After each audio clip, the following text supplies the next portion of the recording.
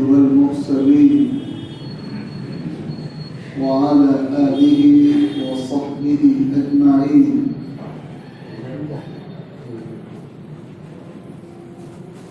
أما بعد فأعوذ بالله من الشيطان الرجيم. بسم الله الرحمن الرحيم.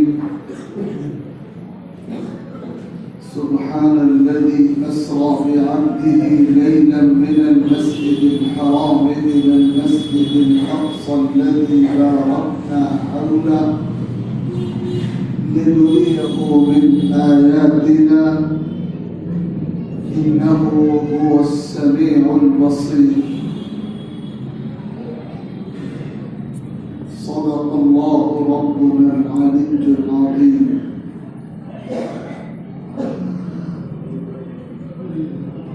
بزرگوں اور بھائیوں، ہماری اسلامی اور قمری تقویم کے اعتبار سے یہ مہینہ رجب کا مہینہ ہے، اور اللہ تعالیٰ نے قرآن مجید میں جن 4 مہینوں کو بہت محترم مہینے بتایا، ان میں ایک یہ رجب کا مہینہ بھی ہے۔ اس مہینے کے ساتھ سرور کائنات جناب محمد رسول اللہ صلی اللہ علیہ وسلم کی سیرت کا بہت عظیم واقعہ وابستہ ہے۔ کون سا مسلمان ہے جسے یہ معلوم نہ ہو کہ مکی زندگی میں ایک مرحلہ ایسا بھی آیا تھا کہ حضور اکرم صلی اللہ علیہ وسلم مکہ المکرمہ سے کچھ فاصلے پر واقع طائف نامی شہر میں حق کا پیغام لے کر تشریف لے گئے تھے، اور طائف کے لوگوں نے نہ صرف یہ کہ حق کے پیغام کو قبول نہیں کیا، بلکہ اذیت رسانی اور ظلم کی ایسی شرمناک حرکت کی جس کا تصور بھی کیا جائے تو لرزہ طاری ہو جاتا ہے۔ شہر کے امیروں نے شہر کے اوباشوں کو آقا کریم صلی اللہ علیہ وسلم کے پیچھے لگا دیا، اور وہ مسلسل پتھروں کی بارش کرتے رہے، یہاں تک کہ آپ کا جسم اقدس لہولہان ہو گیا اور اتنا خون بہا کہ آپ کی جوتیاں خون سے لبریز ہو گئی۔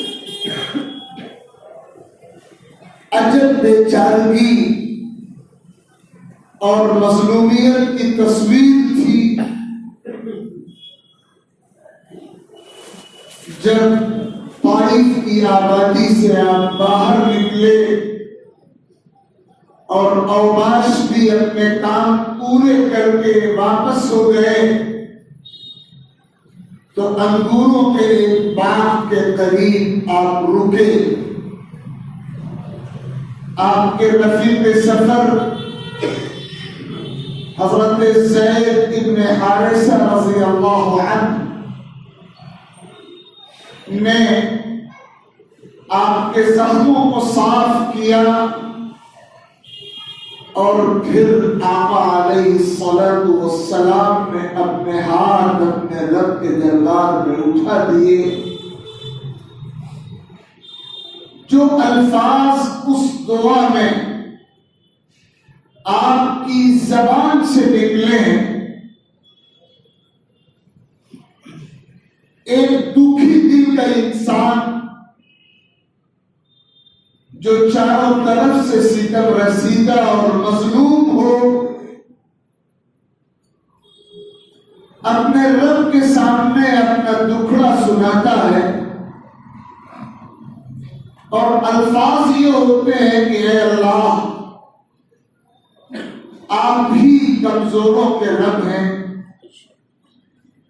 اور آپ کے آسرے کے سوا کوئی آسرا بھی نہیں ہے، میں تو صرف آپ کی رضا چاہتا ہوں۔ آپ نے مجھے کن لوگوں کے حوالے کر دیا ہے، لیکن اگر آپ راضی ہیں تو میں بھی راضی ہوں۔ میری آرزو یہ ہے کہ عافیت کا ماحول ہو، امن اور اطمینان کا ماحول ہو، خوشگوار ماحول ہو، لیکن اگر ان حالات پر آپ راضی ہیں تو میں بھی راضی ہوں۔ وہ بہت لمبی دعا ہے اور اس وقت اس موضوع پر مجھے گفتگو نہیں کرنی ہے، اس لیے میں آگے بڑھ رہا ہوں۔ روایات میں یہ بھی آتا ہے کہ پہاڑوں کا فرشتہ اور ہواؤں کا فرشتہ اور حضرت جبرائیل علیہ السلام اللہ تعالیٰ کے حکم پر آئے اور حضرت جبرائیل نے حضور پاک علیہ السلام کو بتایا کہ ملک الجبال، پہاڑوں کا فرشتہ اللہ کے حکم پر حاضر ہے۔ پہاڑوں کے فرشتے نے آگے بڑھ کے عرض کیا کہ اللہ کے رسول، ان شئت ان اطبق علیہم الاخشبین، اگر آپ اجازت دیں تو میں طائف کی اس بستی کو دونوں پہاڑوں کے درمیان پیس کر رکھ دوں اور یہ بستی دنیا کے نقشے سے مٹا دی جائے۔ فرشتہ یہ بات جس شخصیت سے کہہ رہا تھا، وہ شخصیت اس کائنات میں انتقام لینے والی بن کر نہیں آئی تھی، وہ شخصیت اس کائنات میں رحمت للعالمین بن کر آئی تھی۔ جواب وہی تھا جو ہونا چاہیے تھا کہ میں انتقام لینے کے لیے نہیں آیا ہوں، یہ ایمان نہیں لا رہے ہیں، لیکن مجھے امید ہے کہ اللہ ان کی نسلوں میں ایسے لوگ پیدا کرے گا جو حق کا کلمہ پڑھیں۔ آقا کریم صلی اللہ علیہ وسلم طائف سے واپس ہوئے ہیں، دل دکھا ہوا ہے، جذبات زخمی ہیں، سینہ چھلنی ہے، آنکھیں آنسوؤں سے لبریز ہیں، اور آپ مکہ المکرمہ میں داخل ہو رہے ہیں۔ اللہ رب العزت نے طائف میں پہنچنے والی تکلیفوں کو ہلکا کرنے کے لیے جناب رسول اللہ صلی اللہ علیہ وسلم کو یہ اعزاز عطا فرمایا کہ آپ کو معراج کے سفر پہ بلایا اور یہ پیغام دیا گیا کہ جس نبی کی دعوت کو حقیر سمجھ کر چند انسانوں نے ٹھکرا دیا ہے، انہیں پتہ نہیں ہے کہ اس نبی کی عظمت کیا ہے، اس نبی کی مرتبت کیا ہے، اس نبی کی بلند شان کیا ہے، اللہ کے نزدیک اس نبی کا رتبہ اور مقام کیا ہے۔ اللہ نے پوری کائنات مسخر کر دی ہے اس نبی کے لیے، اور تمام آسمانی مخلوقات اس نبی کی عظمت کے سامنے اپنی جبینیں خم کیے ہوئے ہیں، اپنے سر جھکائے ہوئے ہیں۔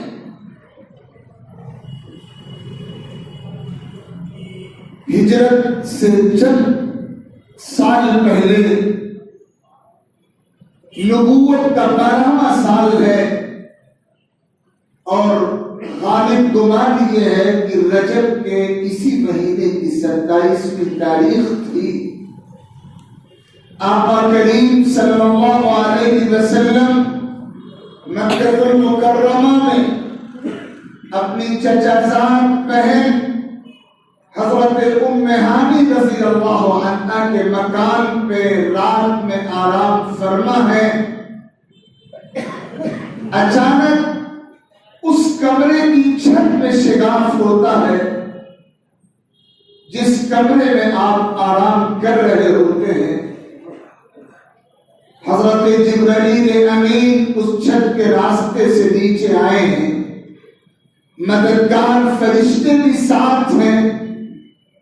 آقا کریم علیہ الصلوۃ والسلام کو بیدار کیا جاتا ہے اور وہاں سے مسجد حرام میں خانہ کعبہ کے سامنے مطاف میں حجر اسود کے قریب آپ کو لے جایا جاتا ہے، لٹایا جاتا ہے، سینہ چاک کیا جاتا ہے، دل نکالا جاتا ہے، ایک پشت میں رکھا جاتا ہے، زمزم سے اسے غسل دیا جاتا ہے اور ایمان اور علم کے موتی اس دل میں بھرے جاتے ہیں اور پھر دل کو اس کے مقام پر فٹ کیا جاتا ہے اور سینہ بند کیا جاتا ہے اور اب سفر شروع ہو رہا ہے۔ براق نامی ایک جانور لایا گیا جس کی رفتار بجلی سے بھی زیادہ تیز تھی، جو مہینوں کی مسافت لمحوں میں طے کرتا تھا۔ آپ کو اس سواری پر سوار کیا گیا ہے، سفر شروع ہوا ہے، چند لمحے گزرے ہیں کہ یہ قافلہ بیت المقدس پہنچ گیا۔ مکہ المکرمہ کی مسجد حرام سے اس سفر کا آغاز ہوا ہے اور یہ سفر کا پہلا مرحلہ جو زمین سے زمین تک کا سفر ہے جسے اسراء کہا جاتا ہے، مسجد اقصی پر مکمل ہوا۔ مسجد حرام سے شروع ہو کر مسجد اقصی پر پہلے مرحلے کی تکمیل ہوئی۔ اللہ تعالیٰ نے قرآن مجید میں اس کا تذکرہ کیا، سبحان الذی اسریٰ بعبدہ لیلا من المسجد الحرام الى المسجد الاقصى الذي باركنا حوله لنريه من آياتنا إنه هو السميع البصير۔ پاک ہے وہ اللہ جو اپنے بندے محمد صلی اللہ علیہ وسلم کو راتوں رات مسجد حرام سے مسجد اقصی لے گیا، اس سرزمین تک جس کے ماحول میں برکتیں ہی برکتیں ہیں، تاکہ نبی کو اللہ کی قدرت کی نشانیاں دکھا دی جائیں۔ اللہ سب کچھ سننے جاننے والا ہے۔ بہت سے مناظر راستے میں آئے اور گئے۔ بعض روایتوں میں یہ بھی آتا ہے کہ جب آپ براق پہ سوار ہوئے تھے اور سفر شروع ہی ہوا تھا، 2-4 لمحے ہی گزرے ہوں گے کہ حضرت جبرائیل نے براق کو روکا۔ کھجوروں کے باغات کا علاقہ تھا۔ حضور پاک صلی اللہ علیہ وسلم سے حضرت جبرائیل نے کہا تھا یہاں 2 رکعت نماز ادا کیجیے۔ حضور نے 2 رکعت نماز ادا کی اور پھر سفر شروع ہوا اور بیت المقدس پہنچے اور پھر بتایا گیا کہ جہاں آپ نے کھجوروں کے علاقے میں 2 رکعت نماز پڑھی تھی، یہی آپ کی ہجرت کا مقام ہے جس کا نام ابھی تک یثرب ہے۔ آپ کی ہجرت کے بعد اس کا نام مدینہ المنورہ۔ اس کے بعد سفر کا دوسرا مرحلہ شروع ہو رہا ہے۔ زمین سے آسمان تک، عالم بالا تک کا سفر جسے معراج کہا جاتا ہے، یہ سفر آسمانی سیڑھی سے طے ہوا ہے۔ آسمانی سیڑھی جسے معراج کہا جاتا ہے لائی گئی حضور اکرم علیہ الصلوۃ والسلام حضرت جبرائیل امین کے ساتھ اس سیڑھی کے ذریعے آسمانوں کی طرف روانہ ہو رہے ہیں۔ پہلا آسمان جو ہمیں نظر آ رہا ہے، قافلہ وہاں پہنچا، دروازے پر دستک دی گئی، آسمان پر مأمور فرشتہ جس کا نام اسماعیل لکھا ہوا کتابوں میں، اس نے پوچھا کون؟ حضرت جبرائیل نے اپنا نام بتایا۔ اس نے پوچھا آپ اکیلے ہیں یا آپ کے ہمراہ کوئی اور بھی ہے؟ حضرت جبرائیل امین نے بتایا محمد رسول اللہ صلی اللہ علیہ وسلم بھی ہیں۔ فرشتے نے پوچھا کیا انہیں بلایا گیا ہے؟ حضرت جبرائیل فرماتے ہیں ہاں، انہیں اللہ تعالیٰ کی طرف سے بلایا گیا ہے۔ آسمان کا دروازہ کھلا، فرشتوں نے پرتپاک خیر مقدم کیا۔ پہلے آسمان پر حضرت آدم علیہ السلام سے ملاقات ہوئی۔ حضرت آدم نے لپک کے استقبال کیا۔ حضرت آدم کی زبان میں الفاظ تھے مرحبا بالنبی الصالح والابن الصالح، خوش آمدید ہو نیک نبی کے لیے اور نیک بیٹے کے لیے۔ اور پھر اس کے بعد دوسرے آسمان پر پہنچے جہاں حضرت عیسیٰ علیہ السلام سے ملاقات ہوئی۔ پھر تیسرے آسمان پر پہنچے جہاں حضرت یوسف علیہ السلام سے ملاقات ہوئی۔ پھر چوتھے آسمان پر پہنچے جہاں حضرت ادریس علیہ السلام سے ملاقات ہوئی۔ پھر پانچویں آسمان پر پہنچے جہاں حضرت ہارون علیہ السلام سے ملاقات ہوئی۔ پھر چھٹے آسمان پر قافلہ پہنچا، حضرت موسیٰ سے ملاقات ہوئی۔ اور پھر ساتویں آسمان پر پہنچے جہاں خانہ کعبہ کی بالکل سیدھ میں اتنا ہی بڑا اسی شکل کا چوکور اللہ کی عبادت کا ایک گھر البیت المعمور کے نام سے فرشتوں کے لیے بنا ہوا ہے، جس میں روزانہ 70,000 فرشتے عبادت کرتے ہیں، اور جن کا ایک بار نمبر آ جاتا ہے قیامت تک ان کا دوبارہ نمبر نہیں آئے گا۔ اس البیت المعمور کی دیوار سے سیدنا حضرت ابراہیم خلیل اللہ علیہ السلام ٹیپ لگائے ہوئے تھے، انہوں نے حضور اکرم علیہ السلام کا استقبال فرمایا۔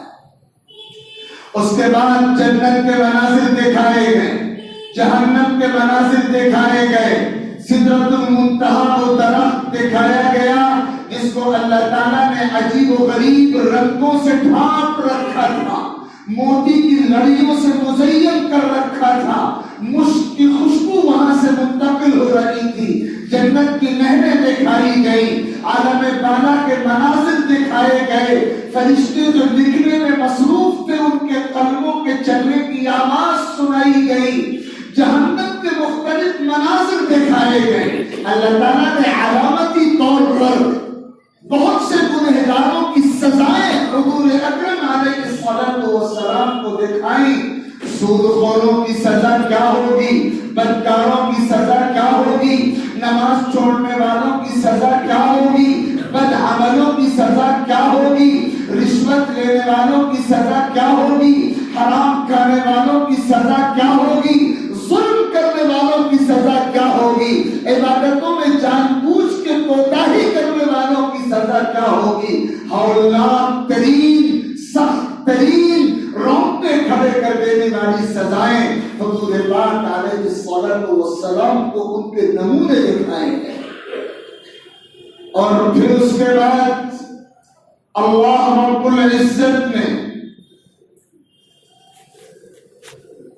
حضور اکرم علیہ السلام کو اپنے دربار خاص میں بلایا۔ اللہ سے ملاقات براہ راست، بغیر کسی حجاب کے، براہ راست اللہ سے ملاقات اور ہم کلامی اور اللہ کے دیدار کا شرف حضور اکرم علیہ السلام کو حاصل ہو رہا ہے۔ 70,000 براہ راست حضور پاک صلی اللہ علیہ وسلم کو اللہ کے روبرو کیا گیا ہے، اور یہ وہ امتیاز ہے جو کائنات میں صرف آقا کریم علیہ السلام کو حاصل ہوا ہے، نہ آپ سے پہلے کسی کو حاصل ہوا، نہ آپ کے بعد کسی کے حصے میں آئے گا۔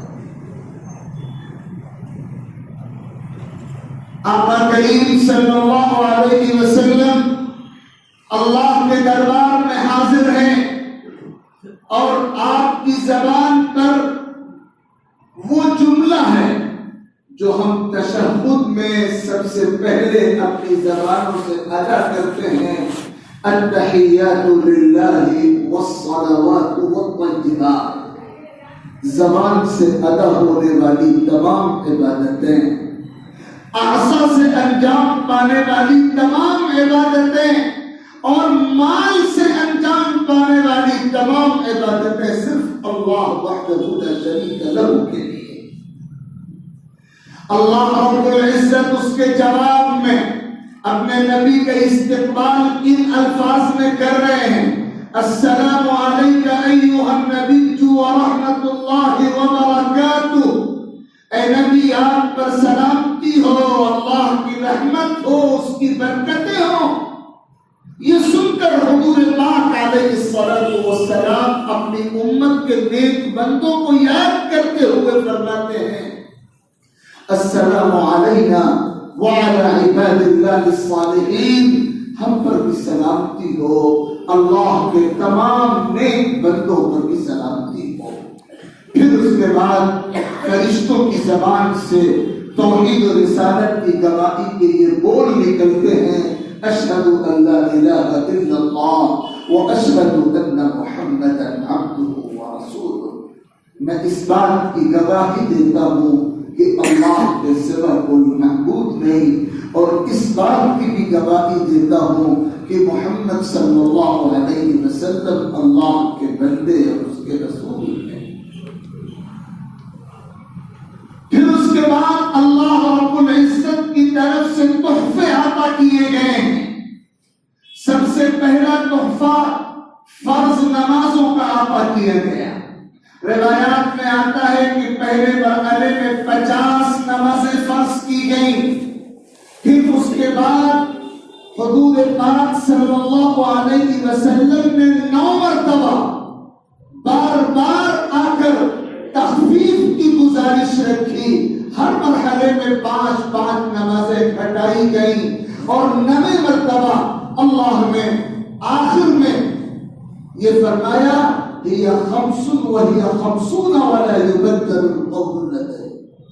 اب نمازیں تو گنتی میں 5 رہیں گی، لیکن ثواب 50 کا ملے گا، اور اب بات بدلی نہیں جائے گی، یعنی اب 5 سے کم ہونے کی گنجائش نہیں۔ تو پہلا تحفہ تو نمازوں کا عطا فرمایا گیا۔ دوسرا تحفہ سورۃ البقرہ کی آخری آیات، عجیب و غریب آیات ہیں، آمن الرسول بما انزل الیہ سے لے کر پوری سورت کے ختم تک، وانصرنا علی القوم الکافرین۔ یہ آیات سورۃ البقرہ کی آخری آیات یہ عطا فرمائی گئی۔ اور تیسرا تحفہ وہ 14-15 اصول جو ایک مسلمان کی پوری زندگی کا اصل قانون ہے، اور جن کا تذکرہ اللہ تعالیٰ نے سورہ بنی اسرائیل کے 2 اور 3 رکوع میں فرمایا ہے، وَقَضَىٰ رَبُّكَ أَلَّا تَعْبُدُوا إِلَّا إِيَّاهُ، جس میں سب سے پہلے توحید کا تذکرہ ہے، پھر والدین کی اطاعت کا تذکرہ ہے، پھر صلہ رحمی اور رشتہ داروں کے حقوق ادا کرنے کا تذکرہ ہے، پھر مال کو ضائع کرنے سے، ناجائز راستوں میں خرچ کرنے سے بچانے کا تذکرہ ہے، پھر اعتدال کی اور فضول خرچی سے بچنے کی تعلیم ہے، نسل کشی سے روکا گیا ہے، زنا سے روکا گیا ہے، قتل ناحق سے روکا گیا ہے،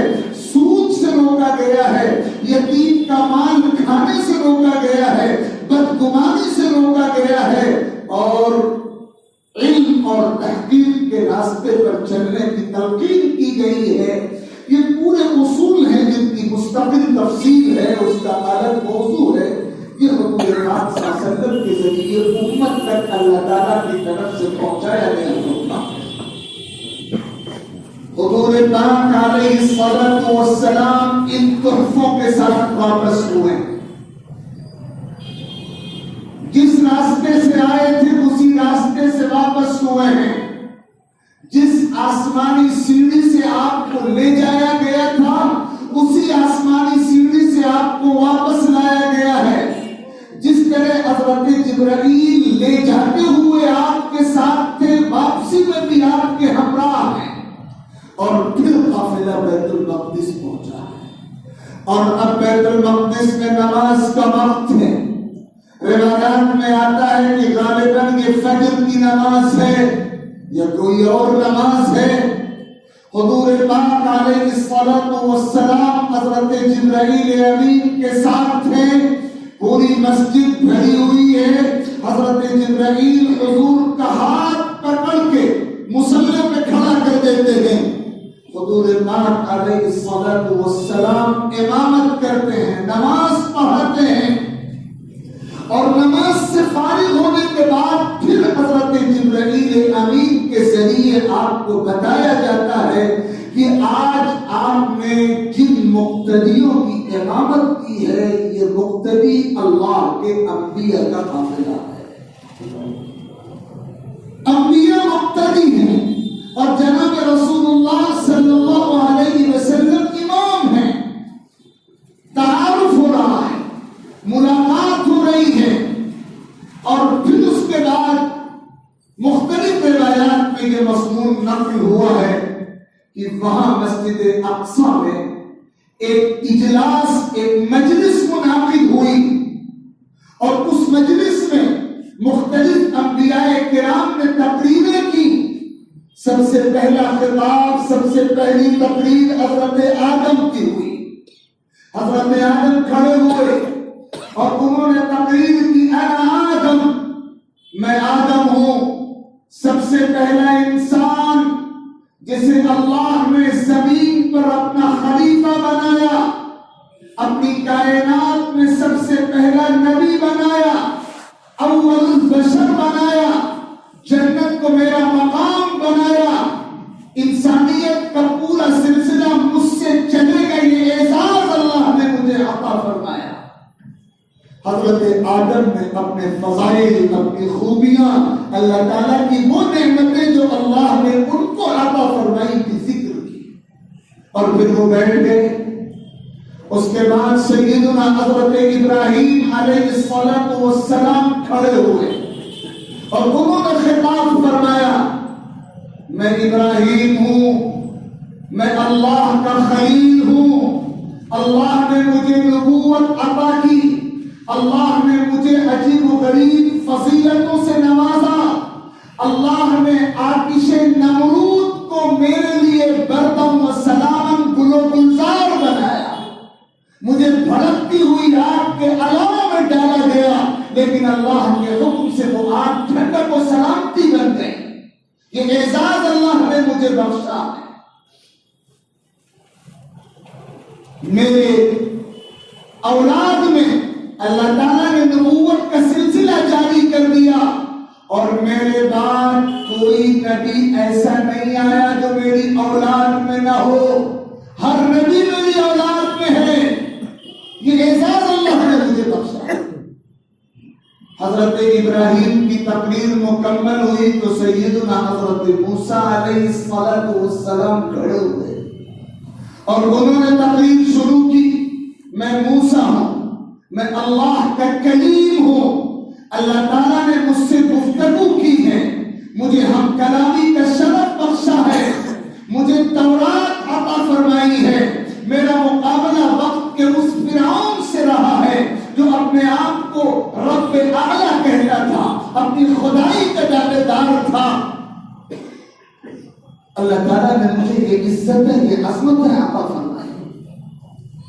حضرت موسیٰ کی بات پوری ہوئی تو سیدنا حضرت داؤد علیہ السلام کھڑے ہوئے اور انہوں نے اپنی تقریر میں یہ الفاظ کہے کہ میں داؤد ہوں، اللہ تعالیٰ نے مجھے نبوت بھی عطا فرمائی ہے اور بادشاہت بھی عطا فرمائی ہے، سلطنت بھی عطا فرمائی ہے، لوہے کو میرے ہاتھ میں موم کی طرح نرم کر دیا، بہت سی طاقتیں ایسی ہیں دنیا کی جو اللہ نے میرے لیے مسخر کر دی ہیں، اور مجھے اپنی کتاب زبور عطا فرمائی، یہ فضیلت اللہ نے مجھے عطا کی۔ حضرت داؤد کی بات مکمل ہونے کے بعد سیدنا حضرت سلیمان علیہ السلام کھڑے ہوئے اور انہوں نے اپنے خطاب میں فرمایا کہ میں اللہ کے نبی سلیمان ہوں، اللہ نے مجھے نبوت بھی عطا کی، بادشاہت بھی عطا کی، انسانوں پر بھی میری حکومت ہے، جنوں پر بھی میری حکومت ہے، پرندوں پر بھی میری حکومت ہے، ہواؤں پر بھی میری حکومت ہے، یہ ساری طاقتیں میرے لیے مسخر و تابع کر دی گئی ہیں، میں انسانوں کی زبان بھی سمجھتا ہوں، جنوں کی زبان بھی سمجھتا ہوں، پرندوں کی بولی بھی سمجھتا ہوں، اور سب میرے حکم کے تابع اللہ تعالیٰ کے حکم سے بنا دیے گئے۔ یہ حضرت سلیمان علیہ السلام کی فضیلت ہے۔ ان کا خطاب پورا ہونے کے بعد حضرت عیسیٰ علیہ السلام کھڑے ہوتے ہیں اور وہ فرماتے ہیں کہ میں عیسیٰ ہوں، میں کلمت اللہ ہوں، اللہ تعالیٰ نے مجھے بغیر باپ کے واسطے کے محض اپنے کلمہ کن سے پیدا کیا، اور اللہ تعالیٰ نے خاص روح میرے اندر ڈالی ہے، میں روح اللہ ہوں، مجھے نبوت عطا کی گئی، مجھے انجیل عطا کی گئی، مجھے معجزات عطا کیے گئے، مدرسات نابینا کی آنکھ پہ میں ہاتھ پھیرتا تھا تو وہ بینا ہو جاتا تھا، کوڑی کے جسم پہ ہاتھ پھیرتا تھا وہ شفایاب ہو جاتا تھا، مردے کو ہاتھ لگاتا تھا وہ زندہ کھڑا ہو جاتا تھا، یہ معجزے میرے رب نے مجھے عطا فرمائے۔ حضرت عیسیٰ کی اس گفتگو کے مکمل ہونے کے بعد جناب رسول اللہ صلی اللہ علیہ وسلم کھڑے ہوتے ہیں اور آپ کا خطاب شروع ہوتا ہے، انا محمد، انا احمد، انا الحاشر وانا الماہی وانا العاقب، بعثت الى الناس کافۃ، بعثت الى الثقلین وجعلني ربي رحمة للعالمين فأنا رحمة المهداة۔ حضور پاک صلی اللہ علیہ وسلم کا خطاب شروع ہو رہا ہے، میں محمد ہوں، محمد کے معنی جس کی تعریف ہر چہار جانب سے کی جائے، میں احمد ہوں، اپنے رب کی سب سے زیادہ تعریف کرنے والا، میں عاقب ہوں، سب سے آخر میں آنے والا، میرے بعد کوئی نبی نہیں آئے گا، میں حاشر ہوں، میدان محشر میں سارے لوگ میرے بعد لائے جائیں گے، اور میں ماہی ہوں، میں کفر اور باطل کی تاریکیوں کو مٹانے والا ہوں۔ اللہ نے مجھے ہر زمان و مکان کے لیے نبی بنایا ہے، میری نبوت کسی علاقے کے لیے نہیں ہے، میری نبوت کسی زمانے کے لیے نہیں ہے، میں ہر زمانے کے لیے نبی ہوں، ہر علاقے کے لیے نبی ہوں، میں جنوں کا بھی نبی ہوں، میں انسانوں کا بھی نبی ہوں، میں رحمت للعالمین ہوں، میں اللہ کی رحمت ہوں جو اللہ نے ہدیے کے طور پر انسانوں کے پاس بھیجی ہے، میں تمام آدم کی اولاد میں اللہ کے نزدیک سب سے زیادہ معزز ہوں، اولاد آدم کا سردار ہوں، اولین و آخرین میں اگلوں پچھلوں میں سب سے زیادہ باعزت ہوں، اللہ نے مجھے مقام محمود عطا فرمایا ہے، شفاعت کبریٰ کا مقام عطا فرمایا ہے، اپنی حمد کا پرچم میرے ہاتھ میں رکھا ہے، مجھے قرآن کی شکل میں وہ کتاب عطا کی گئی ہے جو راہ ہدایت ہے، اور میرے آنے کے بعد قیامت تک میری شریعت قائم رہے گی اور کوئی میری شریعت سے جڑے بغیر نجات نہیں پائے۔ لمبا خطاب جناب رسول اللہ صلی اللہ علیہ وسلم کا ہوا، حضرت ابراہیم کھڑے ہو گئے اور پوری جماعت انبیاء کو خطاب کر کے فرمایا کہ آپ نے محمد صلی اللہ علیہ وسلم کا خطاب سنا اور آپ کو اندازہ ہو گیا کہ کو تمام نبیوں سے افضل کیوں بنایا ہے؟ تمام نبیوں سے اعلیٰ مقام اور کمال کیوں عطا فرمایا؟ اس مجلس کے بعد پھر حضور پاک صلی اللہ علیہ وسلم وہاں سے نکلے اور چند لمحوں میں آپ مکہ المکرمہ میں پہنچے۔ آپ جب اپنے اس کمرے میں پہنچے جہاں آپ اس سفر پر روانہ ہونے سے پہلے آرام فرما تھے، تو ابھی بستر گرم تھا، ایسا لگتا تھا کہ 2-4 منٹوں کی بات ہے۔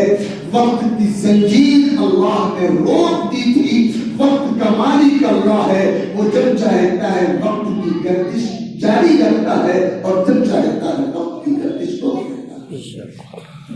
صبح ہوتی ہے، حضور اکرم علیہ السلام سب سے پہلے اپنے اس سفر کی داستان اپنی چچازاد بہن حضرت ام ہانی کو سناتے ہیں۔ حضرت ام ہانی عرض کرتی ہیں، اللہ کے رسول مکہ آپ کی دشمنی پہ آمادہ ہے، سب آپ کو جھٹلاتے ہیں، میری گزارش ہے کہ آپ اس سفر کی داستان مکے میں نہ سنائیں، لوگوں کو جھٹلانے کا ایک نیا موقع ہاتھ آ جائے گا۔ حضور نے فرمایا نہیں، اللہ کا حکم ہے، میں تو یہ داستان عام کر کے رہوں گا۔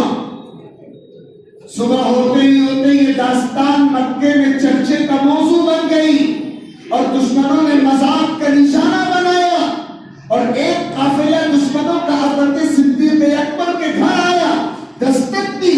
حضرت صدیق اکبر نکلے تو دشمنوں نے یہ کہا کہ تمہارا ساتھی محمد تو عجب باتیں کرنے لگا ہے، اور آج اس کی نئی بات یہ ہے کہ وہ راتوں رات مسجد اقصی بھی چلا گیا، وہاں سے آسمان بھی چلا گیا اور واپس بھی آ گیا، کیا اب بھی تم اس کو سچا مانو گے؟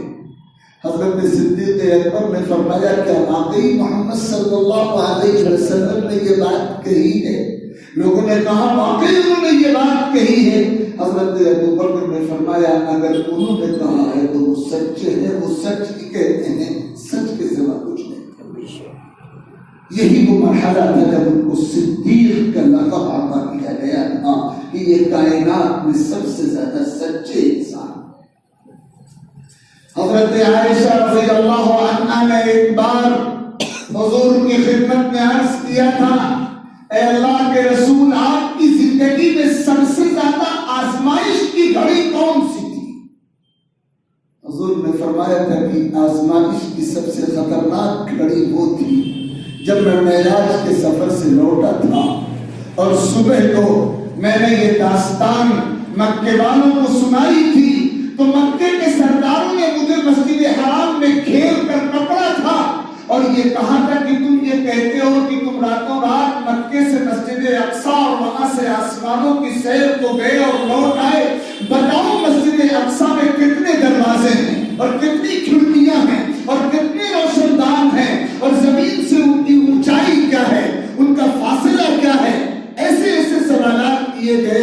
حضور فرماتے ایک لمحے کے لیے تو میں چکرا گیا، لیکن پھر اللہ کا کرم ہوا، ایسا لگتا تھا کہ سامنے کی دیوار پہ اللہ تعالیٰ نے اسکرین چلا دی ہو اور پوری مسجد اقصی میرے سامنے ہو، اور میں بتانا چلا گیا کہ اتنے دروازے ہیں اور اتنی کھڑکیاں ہیں اور اتنے روشن دان ہیں، فاصلہ یہ ہے، اونچائی یہ ہے، نشیب یہ ہے، فراز یہ ہے معراج کا واقعہ جو رجب کے اسی مہینے سے وابستہ ہے۔ اللہ تعالیٰ نے حضور اکرم علیہ السلام کو یہ اعزاز عطا فرمایا تھا۔ یہ بہت تفصیل کا موضوع ہے اور میں نے بہت مختصر انداز میں یہ پورا واقعہ آپ کو سنایا۔ ایک بنیادی سبق اس واقعے میں یہ ہے، اگر آپ غور فرمائیں، یہ سفر مسجد سے شروع ہو کر مسجد کے مکمل ہوا، مسجد حرام سے شروع ہوا اور مسجد اقصی میں مکمل ہوا۔ مسجد سے شروع ہو کر مسجد پر مکمل ہونے والا یہ سفر امت کو یہ سبق دے رہا ہے کہ امت کا رشتہ مسجد سے کتنا مضبوط ہونا چاہیے، مسجد سے ہمارا رشتہ کتنا پختہ ہونا چاہیے۔ ظاہر ہے کہ اللہ نے جو دین ہم کو دیا ہے، اس دین میں مسجد صرف عبادت کی جگہ نہیں ہے، مسجد عبادت گاہ بھی ہے، مسجد تعلیم گاہ بھی ہے،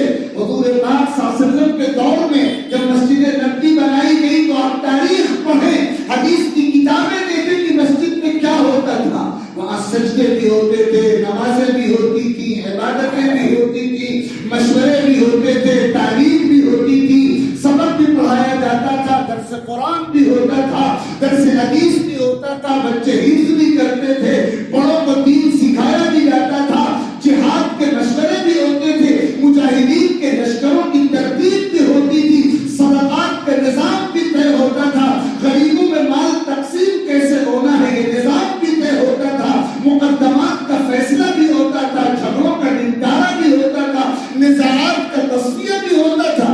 پوری ایمانی زندگی کو مسجد سے جوڑا گیا ہے، پاور ہاؤس کی شکل میں تھی مسجد، پوری ایمانی زندگی کا ہر جز ہر کل مسجد سے جوڑ دیا گیا ہے۔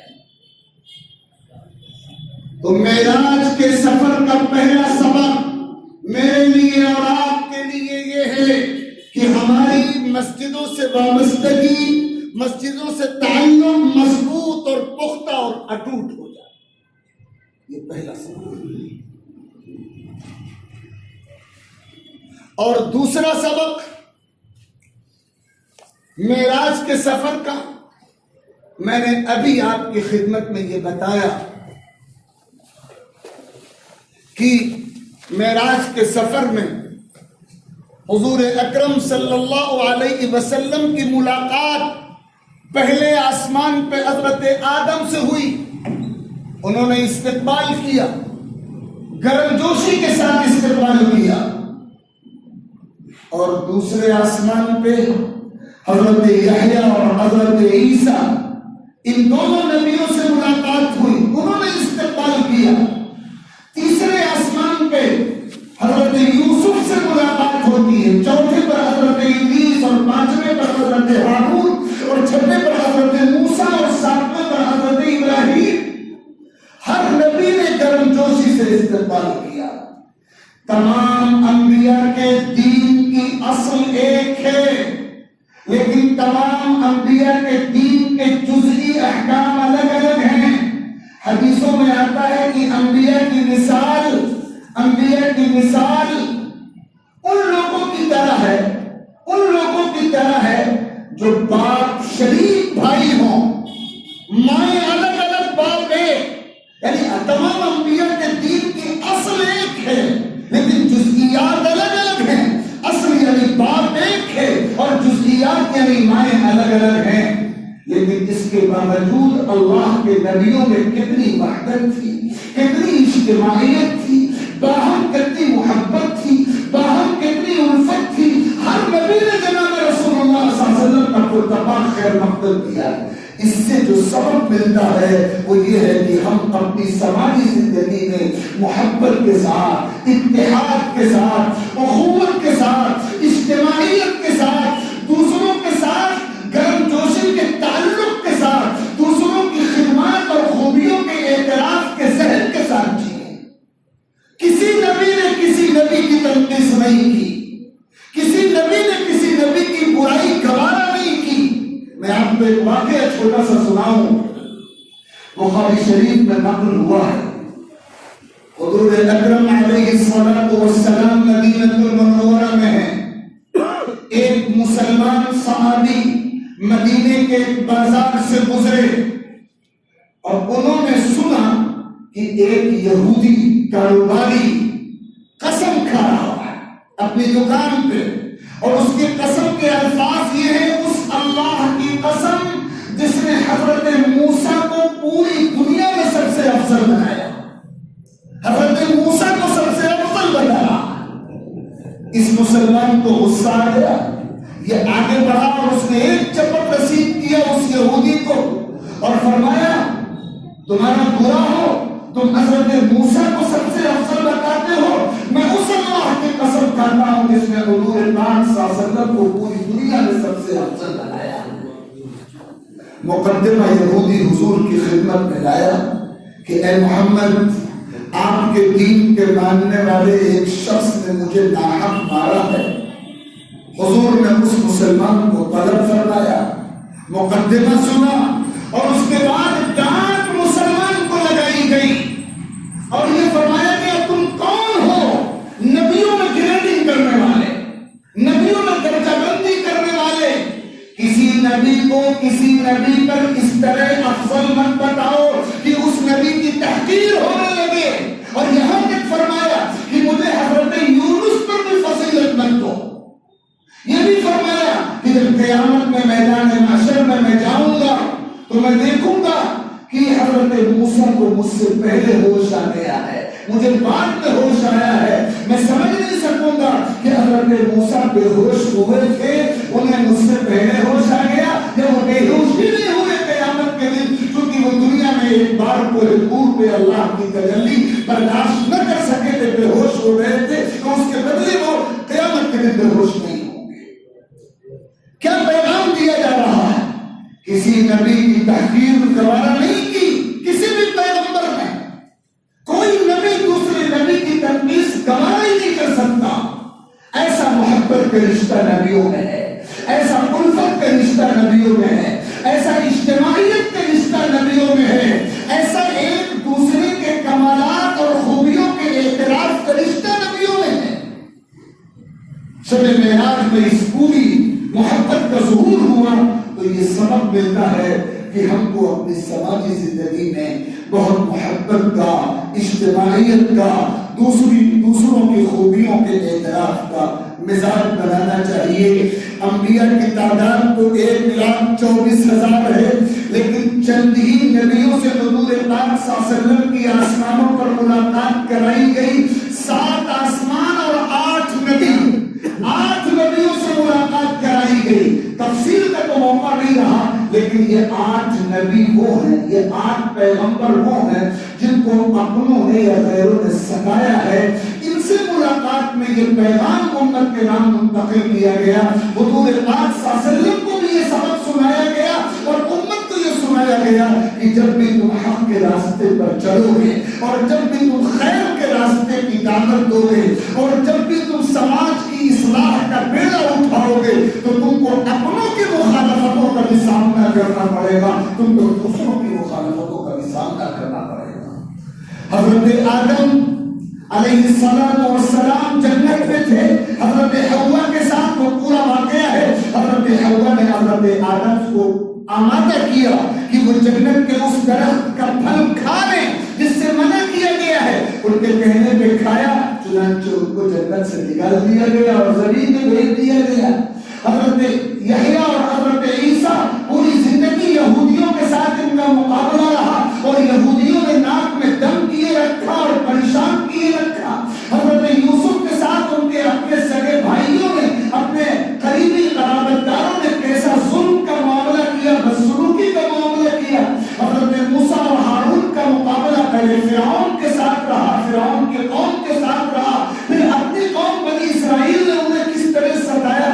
اور اسی طرح حضرت ابراہیم علیہ السلام کو ان کی قوم نے, حق یہ ہے کہ ان کے والد نے بھی ان کی دعوت کو قبول نہیں کیا, کس طرح قوم نے ستایا. ان انبیاء سے ملاقات کے ذریعے یہ پیغام دیا گیا ہے کہ جب بھی تم حق کے راستے پر چلو گے, جب بھی تم خیر کی طرف دوسروں کو بلاؤ گے, تو تم کو اپنوں کی مخالفتیں بھی سہنی پڑے گی, اور تم کو دوسروں کی مخالفتوں سے بھی گزرنا پڑے گا. ایسے میں راستہ ہے صبر کا, استقامت کا, جمے رہنے کا, ذرا بھی ڈگمگاہٹ کا شکار نہ ہونے کا. یہ پیغام معراج کے سفر سے ہم کو ملا ہے. اللہ رب العزت ان مختصر سی گزارشات کو قبول فرمائے, اور ہم کو اور آپ کو حضور اکرم علیہ السلام اور حضرات انبیاء کے اسوے کی تقلید کی خاص توفیق مرحمت فرمائے. وآخر دعوانا ان الحمد للہ.